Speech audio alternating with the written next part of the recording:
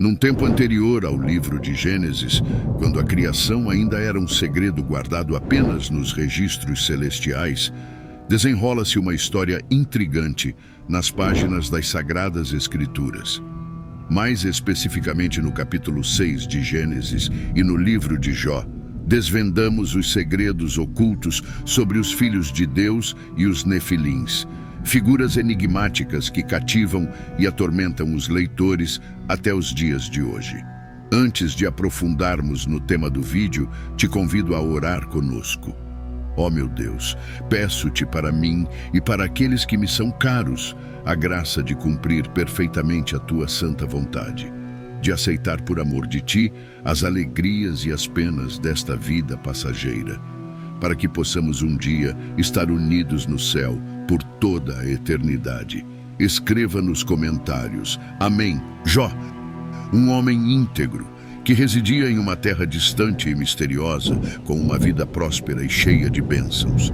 Jó mantinha uma relação disciplinada com Deus, buscando viver uma vida de retidão e amparada em princípios morais. No entanto, em um terrível golpe do destino, perde tudo o que possuía, mergulhando em um abismo de sofrimento e desespero. O medo o assola, tornando Jó amargo e ansioso, até que surge o desejo de confrontar Deus e protestar contra seu destino cruel. De forma surpreendente, Deus intervém na vida de Jó após 36 súplicas intensas e fervorosas. Jó é finalmente atendido e tem a oportunidade de dialogar diretamente com o Criador. Nesse momento crucial, somos transportados para uma perspectiva cósmica, quando Deus questiona Jó sobre sua presença nos primórdios da criação. Jó 38, versículos 4 a 7. Deus questiona a Jó: onde estavas tu quando eu lançava os fundamentos da terra? Faze-me saber se tens inteligência. Quem lhe pôs as medidas, se é que os sábios, ou quem estendeu sobre ela o cordel? Sobre que estão fundadas as suas bases, ou quem assentou a sua pedra de esquina, quando as estrelas da alva juntas alegremente cantavam, e todos os filhos de Deus rejubilavam? Essas palavras ecoam poderosamente, revelando que houve um momento sublime e enigmático em que as estrelas da alva entoaram seus cânticos alegres e todos os filhos de Deus rejubilaram-se em uma celebração divina. Nessa passagem misteriosa, somos confrontados com a presença de seres angelicais, conhecidos como estrelas da alva e filhos de Deus, testemunhas privilegiadas da criação da terra. Sua alegria e entusiasmo ressoam através dos séculos, convidando-nos a mergulhar em um mistério profundo e insondável, envolvendo a glória, o poder e a sabedoria divinos. Prepare-se, pois adentraremos um mundo repleto de enigmas, onde verdades ancestrais e segredos celestiais aguardam para serem desvendados. A história dos filhos de Deus e dos desafios que permeiam a criação nos levará a um universo onde medo e fascinação caminham de mãos dadas. Anjos caídos são mencionados raramente na Bíblia, pois a maioria permanece fiel a Deus. No entanto, alguns escolheram seguir um caminho tortuoso e diferente. Os anjos caídos não guardaram seu propósito divino, recusando-se a cumprir o plano para o qual foram criados. Foram feitos para louvar a Deus no céu, assim como os humanos foram criados para viver na terra. No entanto, esses anjos deixaram seu propósito celestial, escolhendo rejeitar o plano divino. Segundo a Epístola de Pedro 2, versículo 4, Deus não perdoou esses anjos que pecaram, lançando-os no inferno e reservando-os para o juízo. O líder desses anjos é Satanás, que se transforma em um anjo de luz. O que acontece depois que os anjos caídos deixam o céu? O fogo eterno foi preparado para o diabo e seus anjos. Mateus 25, versículo 41. O inferno, originalmente destinado aos líderes da grande rebelião, será o destino final de Satanás e dos anjos rebeldes. Deus executará sua ira sobre aqueles que se rebelaram, e Satanás não escapará. Judas e outros, devido ao livre-arbítrio, também enfrentarão o juízo divino. Anjos caídos existem, mesmo que seja difícil compreender o conceito da queda da graça. A história bíblica comprova que os anjos caídos compõem um terço do exército angelical que seguiu Satanás na grande rebelião. Esses anjos tentaram derrubar Deus e seu trono, mas a tentativa foi um fracasso colossal. Satanás e seus anjos rebeldes foram expulsos do céu. Alguns anjos caídos estão no inferno, enquanto outros, de acordo com Gênesis 6, se misturaram com humanos, gerando gigantes conhecidos como nefilins. A identidade dos filhos de Deus é interpretada de diferentes maneiras. Tanto o judaísmo pré-cristão quanto a igreja primitiva acreditavam que eram seres espirituais ou anjos que se casaram com mulheres humanas, gerando os nefilins. Essa perspectiva apresenta uma visão profunda e misteriosa sobre a glória, o poder e a sabedoria divinos, envolvendo seres angelicais e o propósito da criação. No princípio, havia aqueles que caíram dos céus, conhecidos como anjos caídos. Em segundo lugar, eram líderes humanos de grande poder. Ou terceiro, eram descendentes piedosos dos Sete que se uniram em matrimônio com descendentes ímpios de Caim.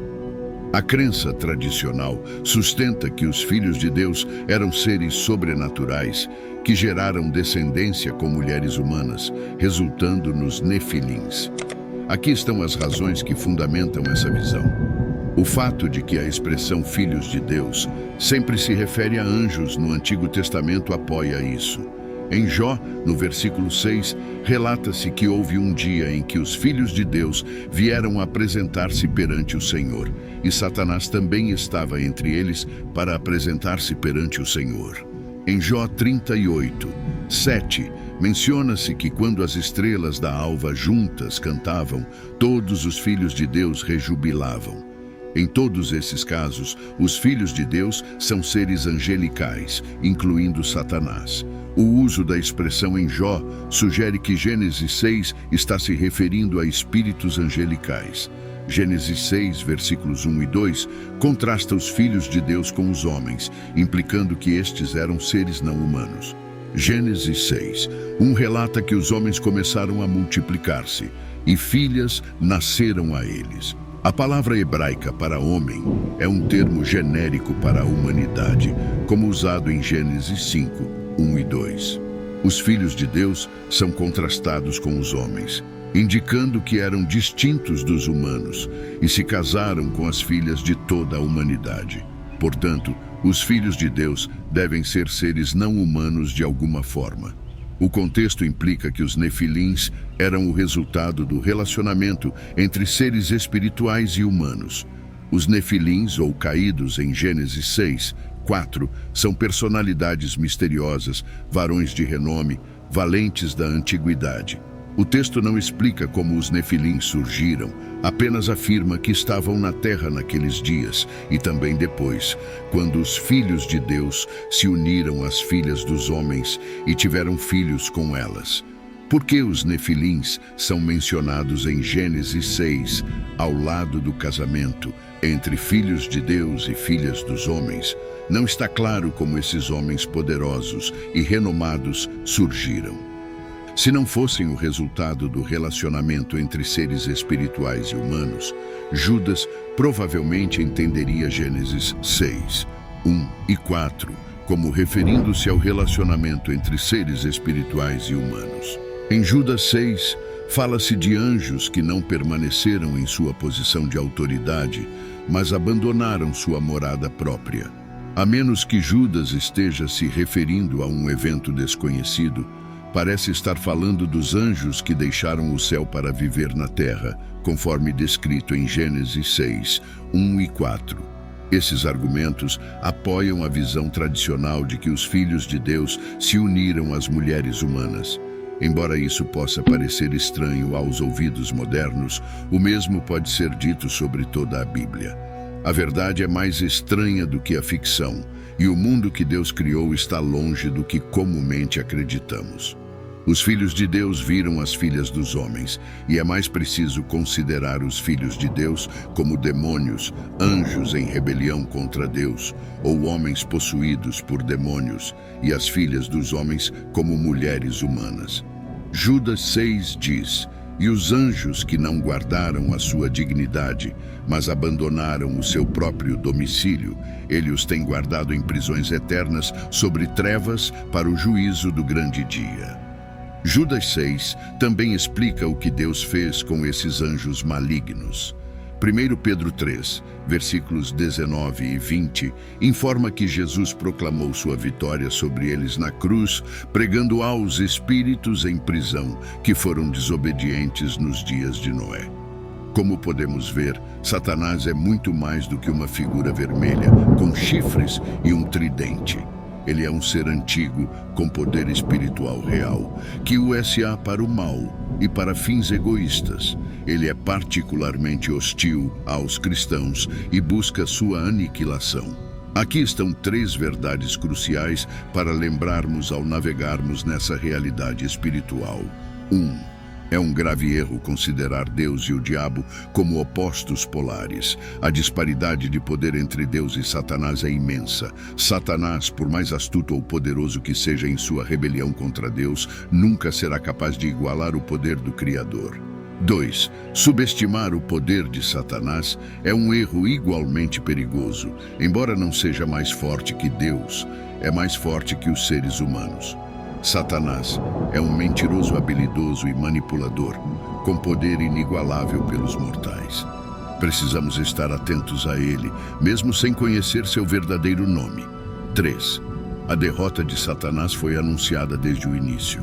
Vemos a promessa de sua derrota nos primeiros capítulos de Gênesis, quando Deus declara a derrota da serpente.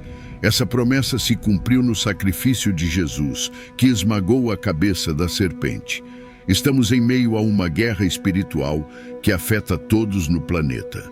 É um confronto entre 2 reinos, o reino de Deus, liderado pelo Todo-Poderoso, e o reino de Satanás, o príncipe das trevas.